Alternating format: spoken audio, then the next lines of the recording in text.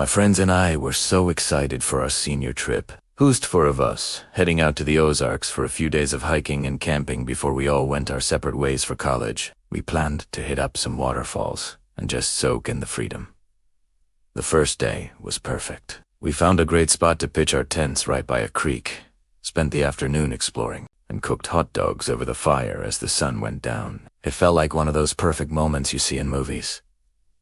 Things started getting weird on day 2. We were hiking a pretty remote trail when Anne suddenly stopped. She pointed toward a ridge about 50 yards away. Standing there, partially hidden by a tree, was a man. He was just watching us. He was completely still, dressed in filthy layers of outdoor clothes. The second I made eye contact with him, he darted back into the woods and vanished. It was unsettling, but we tried to brush it off. Later that afternoon, back near our campsite, we saw a woman. She was freakishly tall, maybe 6'3", with slicked back black hair and a long gray coat that seemed way too warm for the weather. She just stood at the edge of the woods, staring at us with this blank, hollow expression. Megan called out, asking if she needed help, but the woman just turned and walked calmly back into the forest without a word. That night, none of us could really sleep.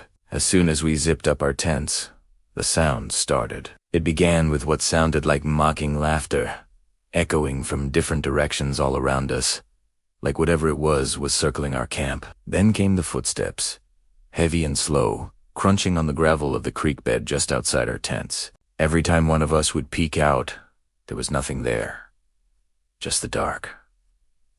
But then we saw them, pairs of glowing eyes, reflecting our headlamps from the tree line. They'd appear, stare for a moment, and then blink out. We were paralyzed with fear, huddled together in one tent, listening to the sounds get closer and closer. Finally, I couldn't take it anymore. I grabbed my biggest flashlight, unzipped the tent, and stepped outside, my heart pounding in my chest. Standing not 20 feet away, right at the edge of the water, was a figure. It was the man from the ridge. He was impossibly thin, gaunt and filthy, with long, greasy hair plastered to his face. He was just standing there, swaying slightly, a crooked, horrifying grin splitting his face.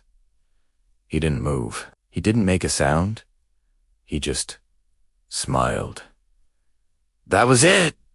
Colin screamed. We didn't even pack. We grabbed our keys and sprinted through the dark woods back to the car, not daring to look back. We never filed a report.